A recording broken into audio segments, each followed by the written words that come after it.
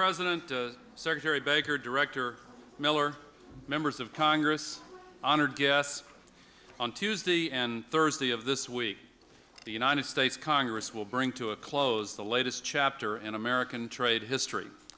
Their votes will cap close to 50 years of United States leadership in bringing down trade barriers, fostering economic growth, and strengthening democracy throughout the world.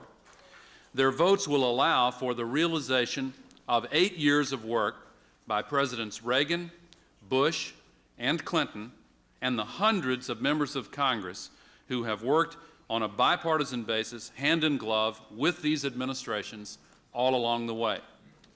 Throughout the 8 years, the Uruguay round negotiations have enjoyed broad support from conservatives and liberals, Republicans and Democrats, business and consumers. Today's audience, which includes high-level officials from every administration since Harry Truman's administration, is testimony to the broad support that this agreement enjoys. I would also like to read this letter. Dear President Clinton, we write to add our voices of support to the Uruguay round agreement. This agreement is the product of 3 administrations, Democratic and Republican, and the latest in a series of freer trade initiatives that have been pursued by every president since the Second World War. Congressional passage of the Uruguay round agreement this year will confer significant economic benefits on the United States and the global economy. Equally important, it will demonstrate that the U.S. is committed to continue leading the world to address the challenges of a dynamic world economy. Sincerely, Gerald R. Ford, Jimmy Carter, George Bush.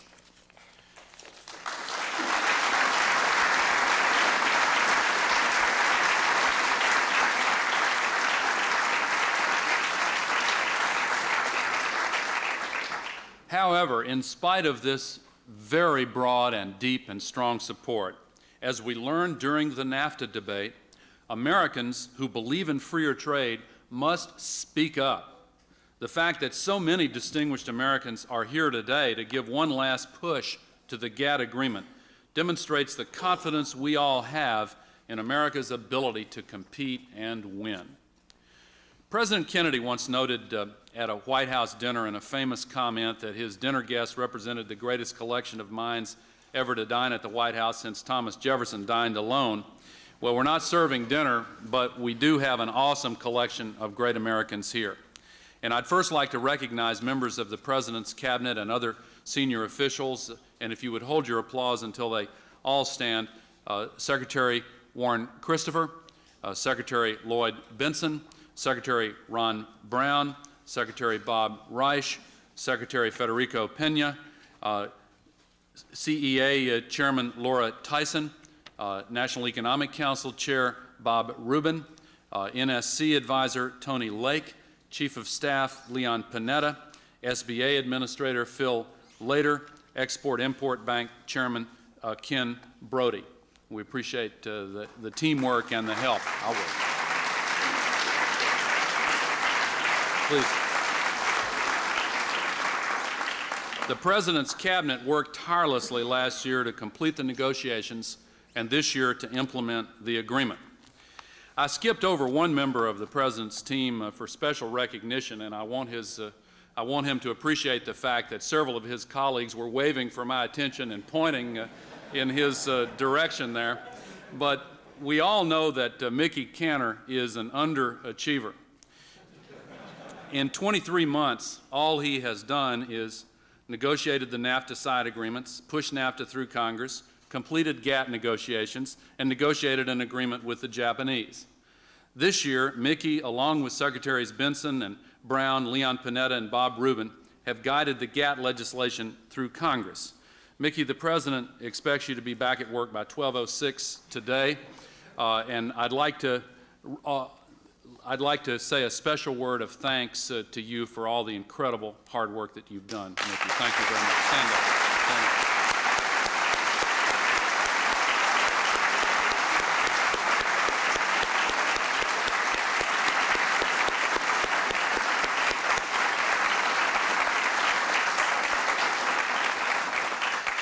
I'd also like to recognize the many distinguished members of Congress who are present, but first I'd like to give special recognition to the two national leaders of our Congress who have served this country with grace, distinction, and total commitment.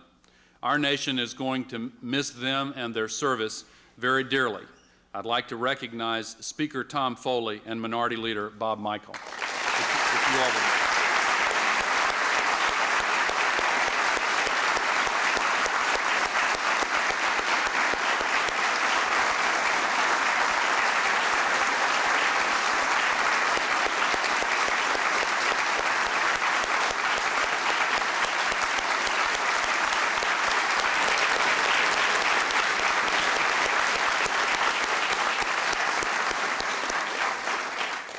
We're also joined by Chairman Sam Gibbons, Bob Matsui, Bill Richardson, Barbara Kennelly, Dick Armey, Butler Derrick, David Dreyer, and Jim Colby.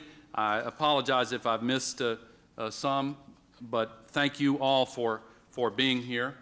Also with us today are top officials from every administration since President Truman, as I mentioned, and several Nobel Prize winners in economics. I'd appreciate, again, if you would hold your applause while I mention all of these groups. May I ask to stand, please, former Secretaries of State Larry Eagleburger and James Baker, who will be speaking in just a moment, former National Security Advisor Brent Scowcroft, former Treasury Secretaries Michael Blumenthal and Henry Fowler, former Commerce Secretaries Barbara Franklin, Frederick Dent, Elliot Richardson, Alexander Trowbridge, former Chairman of the Federal Reserve Paul Volcker, former Special Trade Representatives Carla Hills, Clayton Yiter, and Bob Strauss. And incidentally, Ambassador Hills negotiated the Uruguay round for 4 years with skill and determination, and I want to say a special word of thanks to you, Ambassador. Former CEA chairs Herbert Stein, Paul McCracken, and Raymond Saulnier. Former OMB directors Jim Miller, who will be speaking in a moment, and Bert Lance. Nobel Prize winners in economics, Professor Vasily Leontiev, Paul Samuelson, James Tobin, Lawrence Klein, and Bob Solow.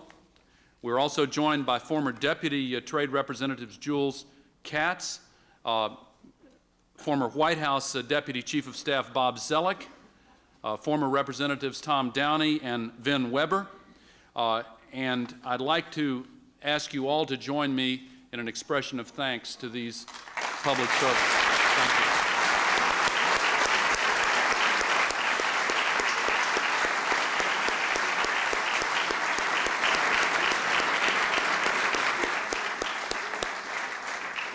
you. And thank you again, Ambassador Hills. Last but not least, I'd like to recognize Jerry Junkins, CEO of Texas Instruments. Jerry has put together the impressive business coalition in support of the GATT. He has worked tirelessly and effectively. There's no telling how many hours Jerry has put into this. Jerry, if you'd stand, we'd like to thank you for your hard work on that.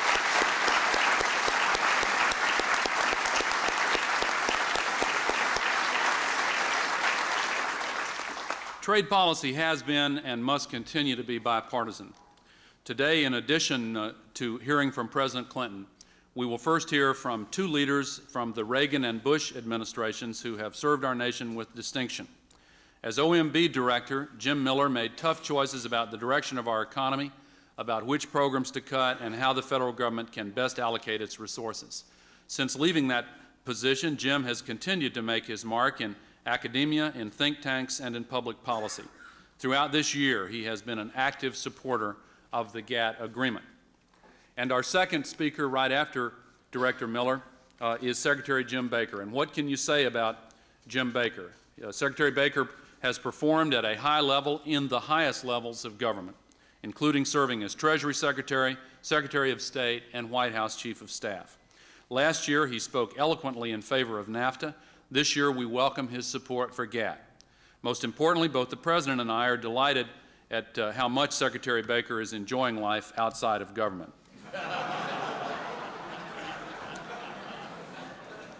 First, we'll hear from Director Miller and then from Secretary Baker. Jim Miller.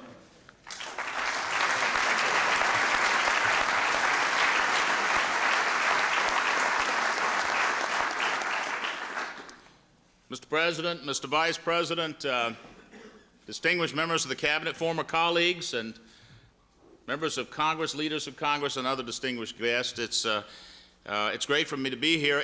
You know, if there's anything we Republicans and Democrats ought to be able to agree on, it's the desirability of Congress passing the enabling legislation for the Uruguay round to reduce tariffs and to eliminate barriers to trade. A lot's at stake for us. Greater exports for the U.S. economy. GDP should rise $150 billion. More jobs for American workers. 500,000 jobs at stake here. Lower prices for consumers. Billions of dollars per year. And the net benefits of the Uruguay round are so large, Mr. President, that every single director of the Office of Management and Budget, former director that is, since BOB was converted to OMB in 1970, starting with George Shultz, has signed a letter endorsing this Uruguay round and asking Congress to approve the legislation.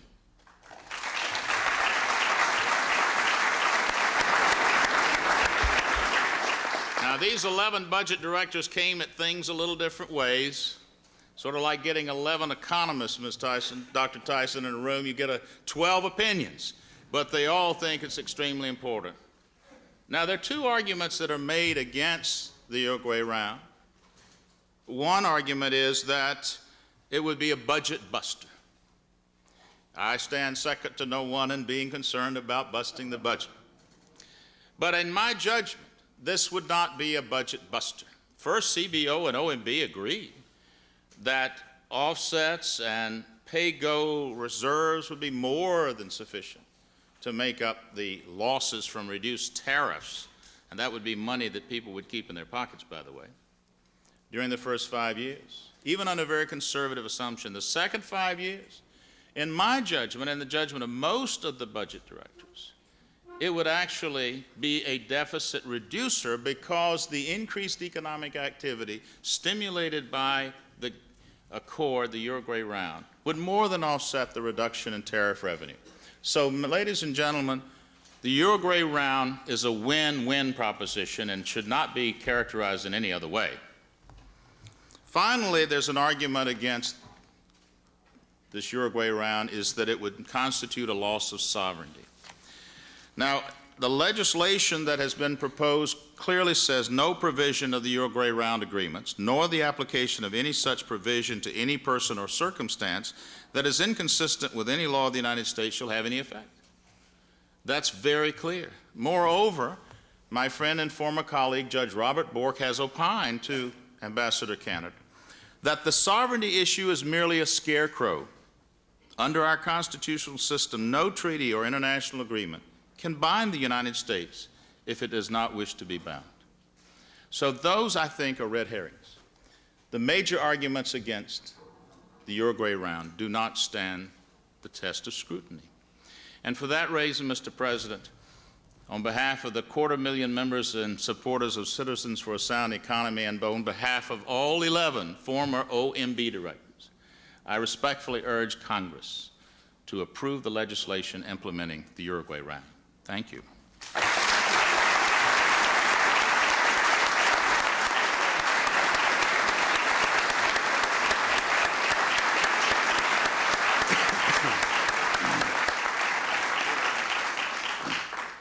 Mr. President, Mr. Vice President, distinguished guests, leaders and members of the Congress, I'm delighted to be here this morning. Mr. Vice President, thank you for that generous introduction. It's always fun to come back here to the White House in November. Last year, ladies and gentlemen, I did join others here at the White House in support of NAFTA. And I did so because I think that NAFTA was good for working Americans. I did so because I believe that NAFTA was a test, really, of American leadership. And I did so because I believe that partisanship has really no part to play when the vital interests of this nation are at stake. And that's why I'm here again today, really, to join the many other Americans, Democrats and Republicans alike, who recognize just how very important this treaty is to the nation's future and who understand the potentially tragic consequences of delay. Today, I think that we Americans once again face a momentous choice. We really face a choice between escapism or engagement. In 1930, of course, we chose wrongly. Confronted by global depression, we attempted to escape the reality of economic interdependence by turning inward. A Republican Congress passed the Smoot-Hawley tariff. Trade collapsed. The Depression deepened. And millions of Americans paid a terrible price. Escapism, in short, had failed. After World War II, of course, we were wiser. This time we chose to embrace the reality of a global economy by looking outward. The United States took the lead in creating the Bretton Woods system of international economic cooperation. It was a decision that ushered in the longest period of economic growth in human history.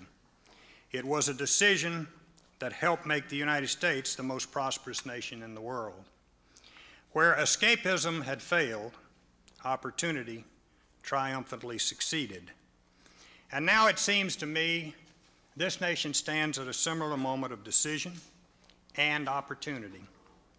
By deciding for NAFTA, we began seizing that opportunity. And as you've just heard, the results are already apparent and they're extraordinary. NAFTA will create employment for as many as 100,000 Americans this year alone. During the debate over NAFTA, the misguided and the misinformed predicted a vast sucking sound as American jobs went south. Today, the only sound to be heard is the powerful wind of economic freedom, raising prosperity on both sides of the border. If anything, GATT will create even more American exports, and it will create even more American jobs. If anything, it is even more vital for America's national interest. I think Americans won an important battle with NAFTA, but let GATT fail, and we risk losing the war. With the administration's recent assurances on the World Trade Organization, there is no longer any excuse for obstruction. Congress should pass GATT, and it should pass GATT not next year, but now. Delay could prove fatal, and let's have a little bit of straight talk here. The American people want their political leaders to be honest with them. And we all know, everybody in this room knows, that a vote to delay is a vote to kill.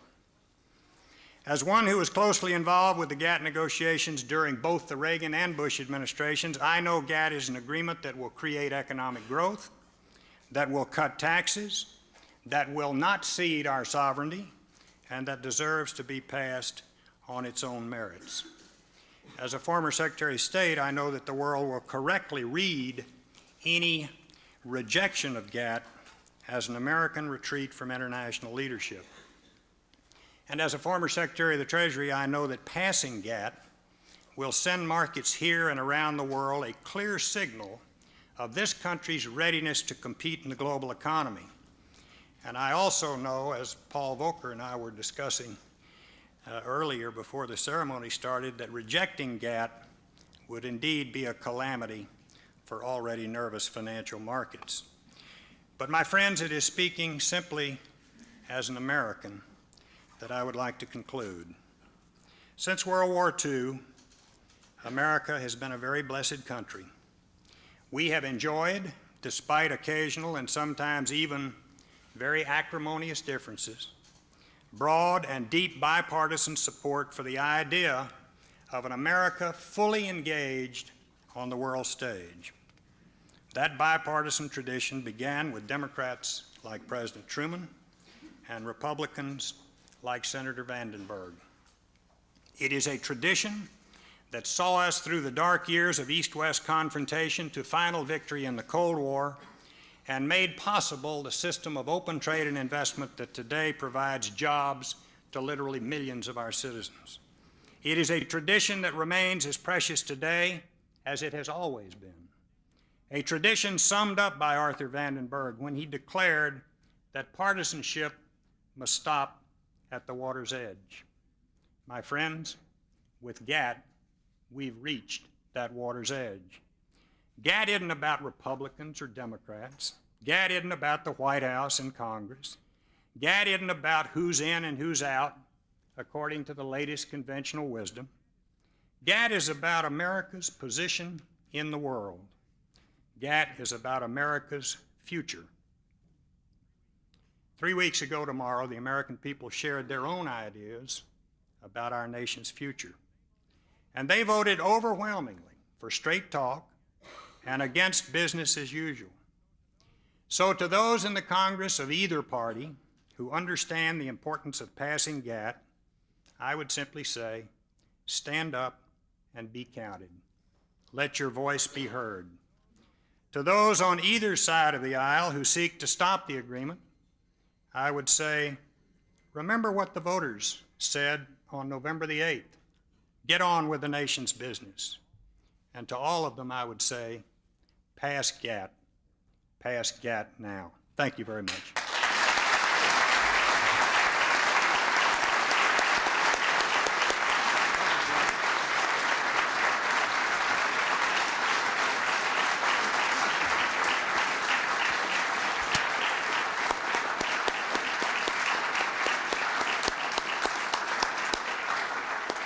Thank you, Secretary Baker and Director Miller. Now it is my honor and privilege to present the person who built on the work of President Reagan and President Bush to bring these negotiations to a close. I know firsthand, and I look out at this gathering and see men and women who have served these former presidents who also know firsthand the burdens that the person in the Oval Office carries and the difficult choices that person has to make. If it were not for President Clinton calling, arm-twisting, persuading world leaders that we needed a GATT agreement, we wouldn't be here today. Even though it was extremely unpopular in certain quarters, even though any day of the week you could pick up newspaper columns that described the approach as politically unwise, this president battled to pass NAFTA, to complete GATT, to bring APEC leaders to Seattle. This year he led the world at APEC and will bring together 34 leaders from the Americas to Miami. Throughout, he has worked tirelessly to keep trade bipartisan. Ladies and gentlemen, the President of the United States. Thank you very much. Thank you.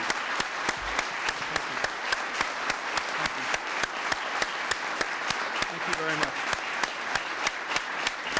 Thank you. Thank you very much. Thank you. Thank you.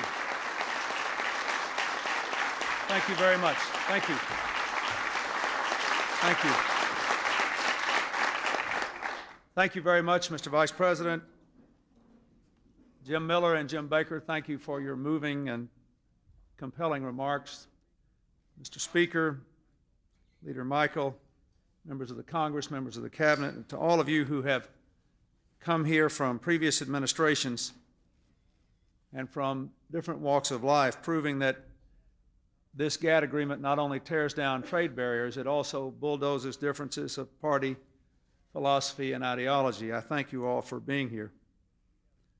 We have certainly demonstrated today that there is no partisan pride of ownership in the GATT agreement. It is not a Republican agreement or a Democratic one. It is an American agreement designed to benefit all the American people in every region of our country from every walk of life. Jim Baker spoke so eloquently about how this represents yet another historic choice for the United States in the 20th century. When we have walked away from our leadership and engagement responsibilities, as we did after the First World War, the world has paid a terrible price. When we have attempted to lead, as we did after the Second World War, it has not only helped the world, it has helped the people of the United States. We saw the greatest expansion of the middle class in our country and prosperity for working families in our country in the years after we tried to put together a system that would preserve peace and security and promote prosperity after World War II. We have done as much as we could here at home to try to deal with the difficult and daunting economic challenges we face, to bring the deficit down, to shrink the size of the government, to simultaneously increase our investment in education and technology and defense conversion. But we know that without the capacity to expand trade and to generate more economic opportunities, we will, first of all, not be able to fulfill our global responsibilities, and secondly, not be able to fulfill our responsibilities to the American people.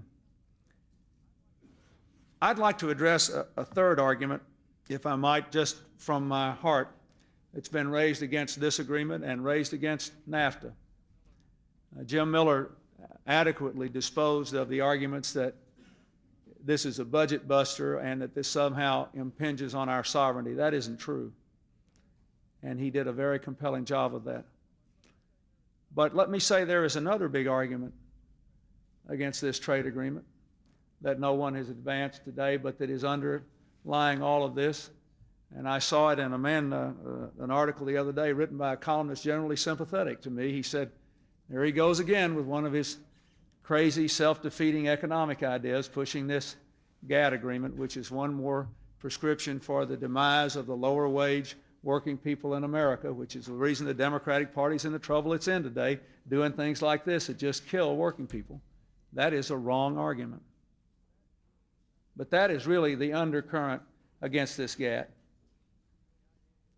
The idea is that since we live in a global economy and there are people other places who can work for wages we can't live on, if we open our markets to them, they will displace our workers and they will aggravate the most troubling trend in modern American life, which is that the wages of non-college educated male workers in the United States have declined by 12% after you take account of inflation in the last 10 years. Now that has great superficial appeal. Why is it wrong? It's wrong because, number one, if we don't do anything, we'll have some displacement from foreign competition. But if we move and lead, we will open other markets to our products. And our nation has gone through a wrenching period over the last several years of improving its productivity, its ability to compete. We can now sell and compete anywhere. When we did NAFTA, they made the same argument. What's happened? 100,000 new jobs this year. What's happened? A 500% increase in exports of American automobiles to Mexico. What's the biggest complaint in Detroit now? The auto workers have too much overtime they have to do.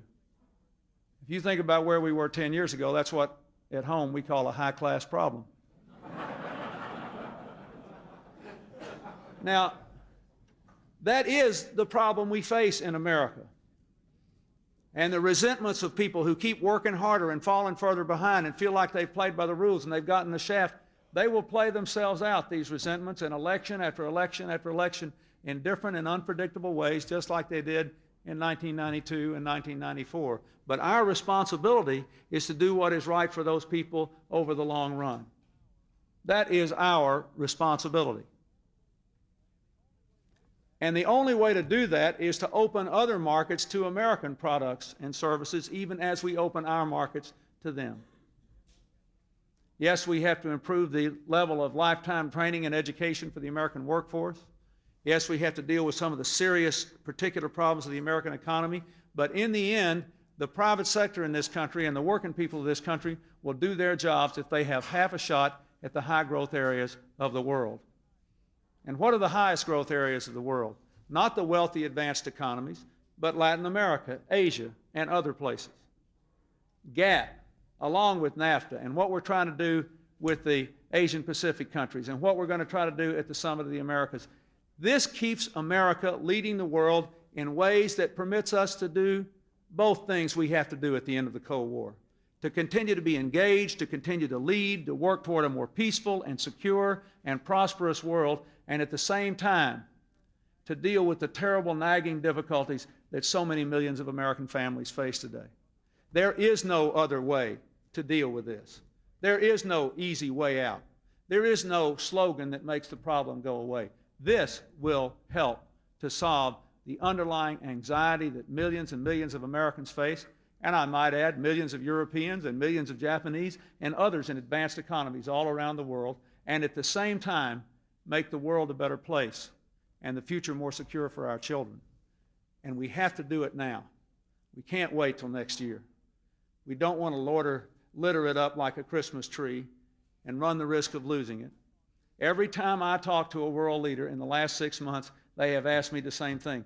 When is the United States going to act on GATT? The rest of the world is looking at us. So we have a golden opportunity here to add $1,700 in income to the average family's income in this country over the next few years, to create hundreds of thousands of high-wage jobs, to have the biggest global tax cut in history, and to fulfill our two responsibilities: our responsibility to lead and remain engaged in the world, and our responsibility to try to help the people here at home to get ahead. We need to get on with it and do it now. Thank you very much.